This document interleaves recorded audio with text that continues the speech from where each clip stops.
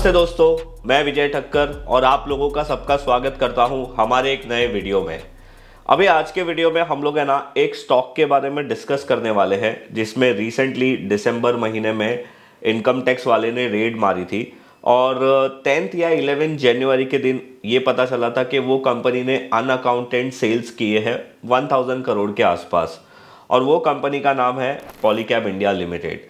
अभी आज हम लोग ये डिस्कस करने वाले हैं कि इतना ये सब कुछ होने के बाद आप जैसे कि यहाँ पे देख सकते हो कि यहाँ पे ये स्टॉक में सबसे बड़ा पहला फॉल आया था 9 जनवरी को, वो था ऑलमोस्ट 9% का। उसके बाद 10 जनवरी को अगर आप देखोगे तो स्टॉक इतना गिरा नहीं, यहाँ पे आप देख सकते हो सिर्फ 1% गिरा था।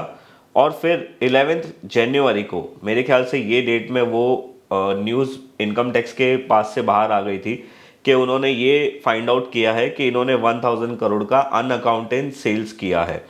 तो इस वजह से ये स्टॉक गिरा था और ऑलमोस्ट वो दिन ये 21% गिरा। और आप देखो जिस दिन ये न्यूज़ आई थी ना, उस दिन इसका बॉटम जो बना था वो 3800 के आसपास था और उसके बाद ये स्टॉक वापस गिरा ही नहीं है। इनफैक्ट वहाँ से ये 4900 आ गया है। तो अभी आप लोग मुझे बोलोगे विजय भाई क्या करना है इससे, ये डिस्कस करने से हमारा क्या फ़ायदा। तो देखो, प्राइस एक्शन का कुछ ऑब्जर्वेशन होता है, आज हम लोग यहाँ पे डिस्कस करेंगे और देखेंगे कि पॉलीकैब का प्राइस एक्शन अभी क्या बोलता है इतने बड़े करेक्शन के बाद। पहले तो हमें ना इसका मंथली टाइम फ्रेम का चार्ट चेक करेंगे और आप यहाँ पे एक चीज़ नोटिस करोगे कि ये स्टॉक ने आईपीओ के बाद अपने इन्वेस्टर की वेल्थ बहुत अच्छी तरीके से बनाई है। अगर अभी आप लोगों को याद आएगा ना तो नेस्ले में भी एक बार ऐसा हुआ था कि नेस्ले की जो मैगी है उसके अंदर जिंक की मात्रा ज़्यादा है, ऐसा कुछ आया था न्यूज़। मुझे एग्जैक्टली वो ईयर तो याद नहीं है बट मेरे ख्याल से वो 2016 या 17 था। अगर आपको वो ईयर याद है तो आप लोग मुझे नीचे कमेंट में ज़रूर बताइए। अब देखो जनरली क्या होता है ना, कोई अच्छी कंपनी होती है ना, जैसे आप यहाँ पे देख सकते हो ये स्टॉक आईपीओ इसका आया था समवेयर अराउंड 600 के आसपास। उसके बाद ये स्टॉक ने कंटिन्यूसली 2700 तक रैली लिया। फिर ये स्टॉक ने यहाँ पे इतने महीने कंसोलिडेट किया और कंसोलिडेशन ओवर करने के बाद वापस से ये स्टॉक 5700 तक हो गया था। अब जो अच्छे स्टॉक होते हैं ना, इसमें कभी कभी कोई बुरी न्यूज़ आती है और मेरे लिए हमेशा न्यूज़ दो टाइप की होती है, एक होती है टेम्पररी बैड न्यूज़ और एक होती है परमानेंट बैड न्यूज़।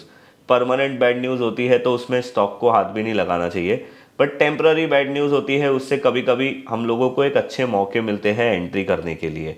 अब मैं आप लोगों को फ्रैंकली बोलूँ ना, हम लोग वापस से आते हैं, ये चार्ट को देख के मुझे ये लग रहा है कि ये एक बहुत ही अच्छा इन्वेस्टमेंट के लिए स्टॉक बन सकता है। बट क्या मैं फंडामेंटल्स को जानता हूँ? नहीं जानता हूँ, मैं सिर्फ प्राइस एक्शन को जानता हूँ। तो मैं कभी भी बॉटम फिशिंग करने की कोशिश नहीं करूँगा। अभी आप लोग जो पॉलीकैब का चार्ट देख रहे हो ना, ये डेली टाइम फ्रेम का चार्ट है। यहाँ पे आप लोगों को क्या ऑब्जर्वेशन लेना चाहिए, सबसे बड़ा फॉल यहाँ पे शुरू हुआ था अगर आप देखते हो तो हम लोग ये लेवल के हाई को पहले मार्क कर देंगे क्योंकि मेरे लिए सबसे बड़ा पैनिक का मूव शुरू हो गया था यहाँ पे। न्यूज़ तो खैर 11 तारीख को बाहर आई थी, पर क्या पता किसको 9 तारीख को पहले से ही पता था, उसने भी माल बेचना शुरू कर दिया था। उसके बाद अगर आप देखोगे जो दूसरा इंपॉर्टेंट हमें लेवल ध्यान देना चाहिए वो है ये गैप वाला लेवल। बिकॉज उस दिन ये स्टॉक जो क्लोज हुआ था, अगर आप 10 जनवरी को देखोगे तो इसकी क्लोजिंग थी समवेयर अराउंड 4911 और 11 जनवरी को ये ओपन ही हुआ था 4420 के आसपास। तो ये जो बड़ा गैप है ना, ये हमारे लिए एक बहुत ही इम्पॉर्टेंट रेजिस्टेंस की तरीके से रोल प्ले करेगा। अब देखो, मैंने आप लोगों को पहले भी बोला कि मैं कोई फंडामेंटल एनालिसिस ज़्यादा नहीं जानता हूँ और कभी भी कोई न्यूज़ आती है उसके बाद वो स्टॉक को कूल डाउन होने के लिए टाइम लगता है। तो आप यहाँ पे देख सकते हो कि जनवरी फर्स्ट वीक में ये न्यूज़ आउट बाहर हुई थी, उसके बाद अभी तक ये मार्च आ गया, मतलब फेब्रुअरी और मार्च ऑलमोस्ट 2-3 महीना हो गया है। ये स्टॉक फाइनली, बोलते हैं ना कि हम किसी आदमी को अगर धक्का मारते हैं, गिरा देते हैं तो उसको खड़ा होने का फिर से टाइम लगता है। तो शायद अब ये स्टॉक फिर से खड़ा होने की कोशिश कर रहा है। और यहाँ पे हमारा प्राइस ऑब्जर्वेशन क्या है, ये जो इम्पोर्टेंट रेजिस्टेंस है जो पहले गैप था, अगर आप यहाँ पे देखोगे तो ये रेजिस्टेंस के पास आके ये स्टॉक बहुत दिनों से कंसोलिडेट कर रहा था। अगर ये स्टॉक में अभी भी ख़राब न्यूज़ होती तो शायद ये अपने रेजिस्टेंस के पास आके फिर से गिर जाता, पर ऐसा नहीं हुआ। यहाँ पे कुछ अलग हो रहा है। आप अगर यहाँ पे और एक लाइन बना देते हो जो आप लोगों को एक पता चलेगा कि ये जो कंसोलिडेशन है उसका बेस है। अगर आप ये देखोगे तो ये कंसोलिडेशन का बेस है और आज जिस दिन मैं ये वीडियो रिकॉर्ड कर रहा हूँ 5 मार्च को, और आप लोग ये 6 मार्च के मॉर्निंग में देखोगे। अगर आप मेरे ट्विटर अकाउंट में मुझे फॉलो करते हो तो आप लोग नोटिस करोगे कि मैंने एक ट्वीट किया था, उसमें मैंने बोला था कि भाई ये पॉलीकैब में ये सब हो रहा है तो आप लोगों को क्या लगता है। तो मैं एक अपना प्राइस ऑब्जर्वेशन आप लोगों को यहाँ पे बताता हूँ। अगर आप लोग मेरे ट्विटर अकाउंट में नहीं फॉलो करते तो आप लोग कर लीजिए, वहाँ पे मैं रेगुलरली कुछ ना कुछ चीज़ों के रिलेटेड अपडेट करता रहता हूँ। देखो यहाँ पे मेरा प्राइस एक्शन ऑब्जर्वेशन क्या है कि अभी पॉलीकैब ने अपने बहुत ही बड़े गैप डाउन के रेजिस्टेंस को भी ब्रेक कर दिया है। पॉइंट नंबर 1 ये। पॉइंट नंबर 2 ये है कि ये पहले कंसोलिडेट किया, उसके बाद ये अभी ब्रेकआउट कर रहा है।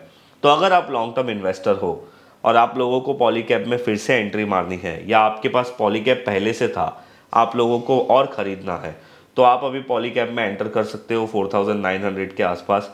देखो इसका जो बॉटम प्राइस था, अगर हम यहाँ पे देखें तो वो 3800 के आसपास था। आप ऑलमोस्ट 1000 प्राइस ऊपर खरीद रहे हो, बट प्राइस एक्शन ट्रेडर जो होता है ना, वो हमेशा कंफर्मेशन के बाद खरीदता है। अगर आप बहुत अच्छे फंडामेंटल इन्वेस्टर थे और आप लोगों को पता था कि ये पॉलीकैब में कोई ज़्यादा प्रॉब्लम नहीं होने वाली है फ्यूचर में, तो आपने तो तभी ही खरीद लिया होता बॉटम में। बट जनरली मैं ऐसे नहीं करता। मेरे लिए एक स्टॉप लॉस होना बहुत ज़्यादा ज़रूरी है, जिसको मैं एज अ बेस मान के चलूँ। तो अभी मेरे लिए 4640 जो ये वाला जो कंसोलिडेशन का बेस है, वो मेरे लिए एज अ स्टॉप लॉस काम करेगा। हमारा जो नेक्स्ट रेजिस्टेंस है वो 5400, और उसके बाद इसका ऑल टाइम हाई जो 5733 है। एक बार मैं चेक कर लेता हूँ, हाँ वही ऑल टाइम हाई है। तो ये हमारा नेक्स्ट रेजिस्टेंस रहेगा, और अगर एक बार ये स्टॉक ने ये रेजिस्टेंस लेवल को क्रॉस कर लिया तो शायद ये स्टॉक अपनी नई जर्नी शुरू कर देगा, जो वापस एक इन्वेस्टर्स के लिए अच्छा ही होगा। और अगर आप एक स्विंग ट्रेडर हो और आप इसमें स्विंग ट्रेडिंग करने की सोच रहे हो, तो आप लोग ये ब्रेकआउट जो ये 5 मार्च का कैंडल है, ये ब्रेकआउट के बेस पे आप बाय कर सकते हो। ये ब्रेकआउट कैंडल का लो 4750 का आप स्टॉप लॉस लगा सकते हो। और आपका जितना रिस्क है, फॉर एग्जांपल आप 50 रुपीज़ रिस्क ले रहे हो, तो आप 100 रुपीज़ या 150 या 200 रुपीज़ का आप रिवॉर्ड कर सकते हो, या तो फिर आप 100 रुपीज़ आने पे पार्शियल प्रॉफिट बुक कर सकते हो, 150 पे आने के बाद और पार्शियल प्रॉफिट बुक कर सकते हो, वैसे ट्रेड कर सकते हो। तो ये पूरे चार्ट को देख के मेरा प्राइस एक्शन ऑब्जर्वेशन ये बोलता है कि अभी पॉलीकैब में जो बैड न्यूज़ आई थी वो प्राइस इन हो गई है, और अभी वापस से पॉलीकैब अपने बैलेंस शीट और अपने पीएनएल के हिसाब से चलेगा। जो पॉलीकैब में प्रॉब्लम थी शायद अब वो सॉल्व हो गई है। उन्होंने जो भी प्रॉब्लम की थी इनकम टैक्स के साथ, शायद प्राइस में तो ऐसा मुझे दिख रहा है कि वो सॉल्व हो चुका है। तो ये आज का हमारा ये स्टॉक है जिसके ऊपर आप लोगों को ध्यान देना चाहिए। और मैं आप लोगों को ये इसलिए बता रहा हूँ ना, बिकॉज एक प्राइस एक्शन ट्रेडर को ऐसे प्राइस एक्शन की ऑब्जर्वेशन करनी चाहिए। उसके बेसिस पे आपको कभी कभी कोई अच्छे स्टॉक मिल सकते हैं। और यहाँ पे आप रिस्क देखो ना, अगर अभी हम लोग रिस्क देखें, समझो अगर मैं इन्वेस्टमेंट पर्पज़ के लिए या शॉर्ट टर्म के लिए ले रहा हूँ, तो अभी मेरा जो रिस्क है वो 5%, 5.5% का है।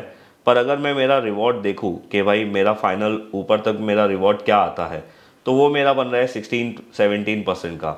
अभी ये तो सिर्फ एक फर्स्ट टारगेट है। अगर इसने अपना ऑल टाइम हाई भी ब्रेक कर दिया तो शायद ये और अच्छी तरीके से आपको वेल्थ क्रिएशन में हेल्प कर सकता है। तो ये था मेरा आज का ये पॉलीकैब का प्राइस एक्शन क्या बोलता है, उसके पीछे का ऑब्जर्वेशन। ये एक स्टॉक आप ध्यान में रख सकते हो। दूसरा एक स्टॉक है जो 5 मार्च को जिसने एक अच्छा ब्रेकआउट किया है, वो है यूनियन बैंक ऑफ इंडिया। अभी अगर आप यहाँ पे देखोगे तो यूनियन बैंक का जो रिसेंट हाई था वो 155 था। अभी इसने ब्रेक किया है, 158 के आसपास चल रहा है।